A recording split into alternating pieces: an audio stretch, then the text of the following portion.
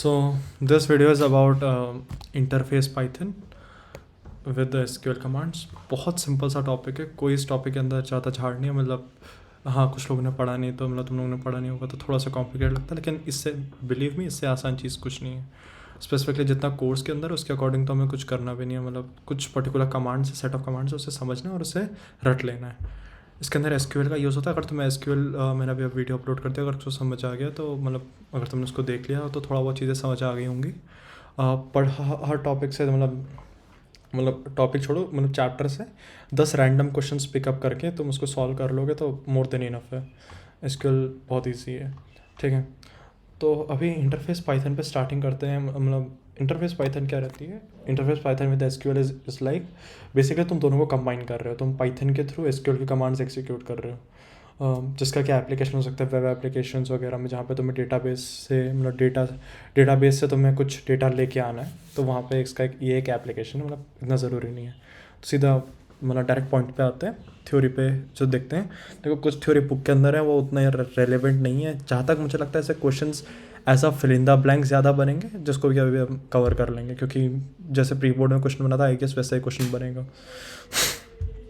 फिर भी स्टार्ट करते हैं। क्रिएटिंग अ कर्सर ऑब्जेक्ट, ठीक है। एक कर्सर ऑब्जेक्ट क्रिएट करना रहता है, ये काफ़ी इंपॉर्टेंट चीज़ें हैं। मतलब ये कर्सर ऑब्जेक्ट काफ़ी इंपॉर्टेंट है। मतलब इसको भी आगे देखेंगे कि कैसे इंपॉर्टेंट है।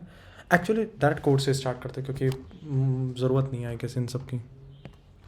डायरेक्ट कोड से स्टार्ट करते हैं। तो एक पर्टिकुलर सिंटैक्स है, ये चीज़ तुम्हें याद रखनी बहुत ज़रूरी है। Import my SQL dot connector as SQLtor, ठीक है। एज एसक्यूएल्टर मतलब इसका मतलब है कि तुम इसको इस नाम से बुलाओगे, मतलब तुम उसका नामकरण कर रहे हो। अगर तुम उसको नॉर्मल ऐसे तुम import my SQL dot connector बोलोगे तो तुम्हें ये नाम से इसको बुलाना पड़ेगा।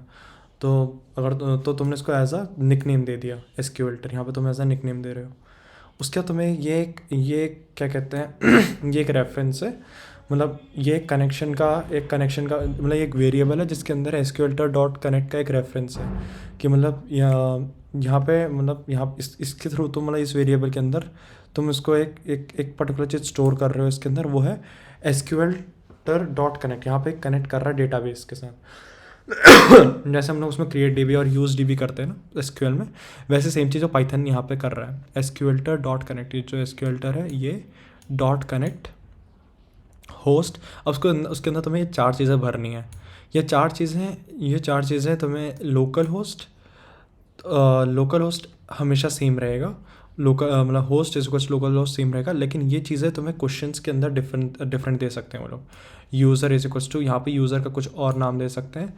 Password is equals to password कुछ और दे सकते हैं, और डेटाबेस का नाम कुछ और दे सकते हो। तो ये चीज़ें तुम्हें क्वेश्चन से देखनी है। अगर कुछ नहीं दिया हो तो कुछ भी रैंडमली चूज़ कर सकते हो तुम लोग, ठीक है। ये 2 लाइन काफ़ी इंपॉर्टेंट है, इन दोनों लाइन को थोड़ा देख लेना कि ये दोनों लाइन काफ़ी इंपॉर्टेंट है।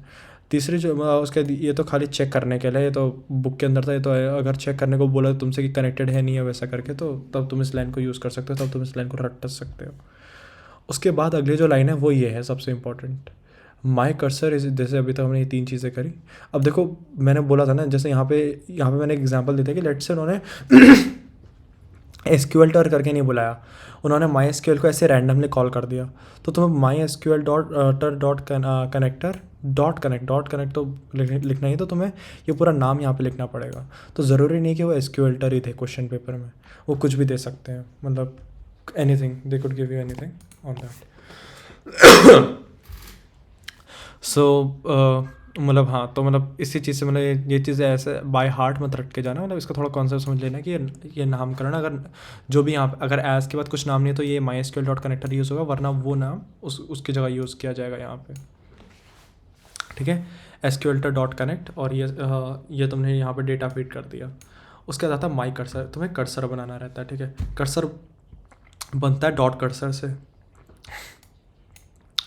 और डॉट कर्सर को तुम ये ऑब्जेक्ट देते हो जिसके अंदर तुम्हारा डेटाबेस कनेक्ट हो रखा है।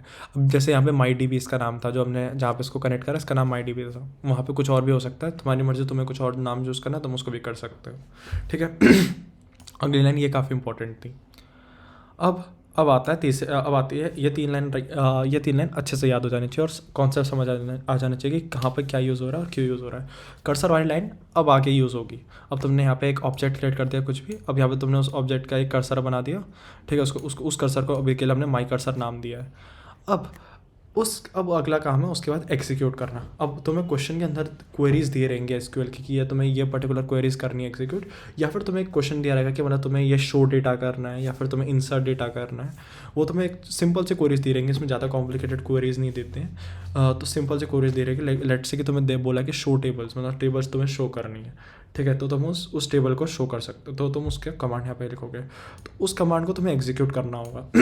तो आफ्टर क्रिएटिंग द कर्सर तुम उस कर्सर, अब तुम नेक्स्ट लाइन लिखोगे उस कर्सर का नाम डॉट एग्जीक्यूट शो टेबल्स, ठीक है। दैट्स इट, मतलब यही मेन इंपॉर्टेंट लाइन्स है जो तुम्हें बाय हार्ट याद करनी है। अब अगला पॉइंट आता है इसके बाद क्या करना है। उसके बाद 2 चीज़ें करनी है तुम्हें 2 चीज़ें चेक करनी है। मतलब वो वैसे क्वेश्चन में मेंशन रहेगा, लेकिन अगर नहीं भी रहता तो तुम्हें ये चीज़ देखना है कि वो किस तरीके का एसक्यूएल क्वेरी है। क्या उससे मुझे कुछ डेटा मिलेगा, या फिर मैं खाली उसको स्टोर कर रहा हूँ, या फिर मैं खाली उसमें मतलब मैं क्या वो मतलब सेलेक्ट टाइप का कमांड है या शो डेटा टाइप का कमांड है। मतलब अगर तुमको लग रहा है कि वहाँ से कुछ आउटपुट रिटर्न आएगा, मतलब अगर तुम्हें लगता है वहाँ से कुछ आउटपुट रिटर्न आएगा, तो तुम इन 3 में से एक चीज़ यूज़ करोगे, fetch all, fetch one, fetch all, ठीक है, फेच वन या फिर फेच मैनी। अब इसको कहाँ यूज़ करना बताऊँगा।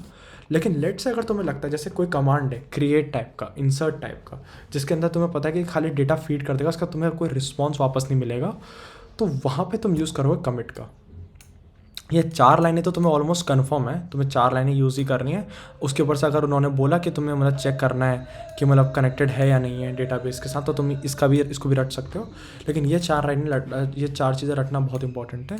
एग्जीक्यूट के अंदर तुम्हारा एसक्यूएल की क्वेरी आएगी, या तो वो तुम्हें क्वेश्चन के अंदर दी जाएगी, या फिर तुम्हें खुद से बनानी होगी बेस्ड ऑन क्वेश्चन में क्या लिखा है। और जहाँ तक सिंपल ही आती है, या क्रिएट करने को दे देंगे, डिस्प्ले करने को दे देंगे, या फिर कुछ स्टोर इंसर्ट करने को दे देंगे। तो अगर कहीं पर भी अगर क्रिएट करना है या इंसर्ट करना है, तो मैं पता है कि वहाँ से कुछ रिस्पॉन्स वापस नहीं आएगा, तो तुम इस चौथी लाइन के बाद माई कर्सर डॉट कमिट का यूज़ कर सकते हो, ठीक है। ये लाइन तुम उसमें लिख सकते हो, जो कर्सर का नाम है तुम्हारा वो और उसका कमिट। दैट्स इट, इसके अलावा कुछ नहीं करना है। लेकिन लेट से मतलब तुम्हें जो क्वेश्चन दिया है वहाँ पे कुछ शो करना है, तुम्हें वहाँ पे कुछ चीज़ें शो करनी है, और या फिर तुम्हें पता है कि तुम्हें वहाँ से कुछ रिस्पॉन्स आएगा, तो तुम्हें फेच ऑल, फेच वन या फिर फेच मैनी में से एक चीज़ यूज़ करना है, ठीक है।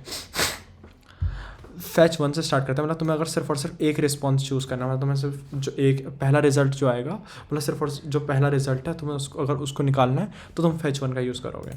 अगर तुम्हें जितने भी रिजल्ट है सारे के सारे रिजल्ट निकालना है, उनको एक टपल के ये बेसिकली टपल आउटपुट करेगा, तुम्हें सारे के सारे रिजल्ट चाहिए, तो तुम फेच ऑल का यूज़ कर सकते हो, ठीक है।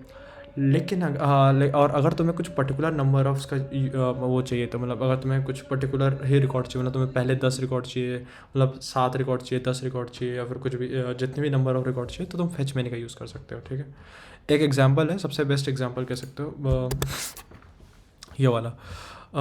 तो सबसे पहले यहाँ पे माई एसक्यूएल का हमने तो ये है कि इसके अंदर सारे के सारे मैं दोनों का एक सबसे बेस्ट एग्जांपल दे सकता हूँ। तो उसके बाद ये सिंपल है, वीडियो ओवर है, ठीक है। तो यहाँ पे तुमने माई एसक्यूएल का कनेक्टर बनाया, तुम्हें देखो ध्यान दो, यहाँ पे तुमने उसको कोई नाम नहीं दिया, कोई भी मतलब उसका नामकरण नहीं करा है, तो तुम्हें माई एसक्यूएल डॉट कनेक्टर करके यूज़ करना है, उसको उसी तरीके से बुलाना है। उसके बाद तुमने एक वेरिएबल बनाया माई डी करके, ठीक है। ये तुमने ऑब्जेक्ट बनाया, कनेक्टिंग ऑब्जेक्ट बनाया, तुमने उसको लिखा माई डी बी डॉट, उसके बाद जो भी तुम्हारा यहाँ पे नाम है, जो भी अगर एज के बाद कुछ है तो तुम्हें वो लिखना है। लेट्स यहाँ पे एज के बाद एच है, ठीक है, तो तुम यहाँ पे एच डॉट कनेक्ट कर दोगे, एच डॉट कनेक्ट, ठीक है। उसके बाद तुम ये सारी वैल्यूज़ फिल आउट करोगे जो तुम्हें क्वेश्चन पेपर के अंदर दिए रहेंगी, या फिर तुम अगर नहीं दिए तो तुम खुद भी रैंडम बना सकते हो, ठीक है। ये है उसके बाद अगला तीसरी लाइन आती है माई कर्सर। तुमने यहाँ पे कर्सर क्रिएट करना है, जो भी तुमने यहाँ पर वेरिएबल लिया उस नाम से तुम्हें कर्सर क्रिएट करना है, उसको एक नाम देना है।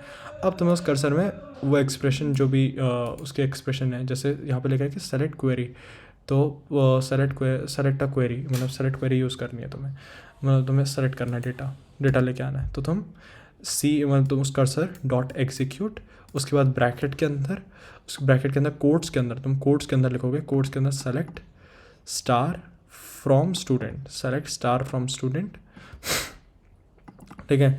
ये तुम्हें मतलब सारा डेटा लेने के लिए यही क्वेरी का यूज़ करना है, सेलेक्ट स्टार डॉट स्टूडेंट। अब देखो सेलेक्ट के अंदर क्या होता है, डेटा तुम्हें मिलता है, मतलब तुम्हें डिस्प्ले होता है डेटा, तो तुम्हें पता है यहाँ पे फेच का यूज़ करना पड़ेगा।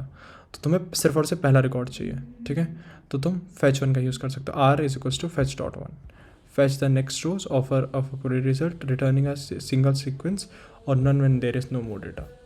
तो यहाँ पे तुम उसका फेच वन का यूज़ कर सकते हो। एक्चुअली यहाँ पे फेच वन का यूज़ करोगे तो यहीं पे डेटा एंड हो जाएगा, तो तुम उसको डायरेक्टली यहाँ पे प्रिंट आर कर सकते हो,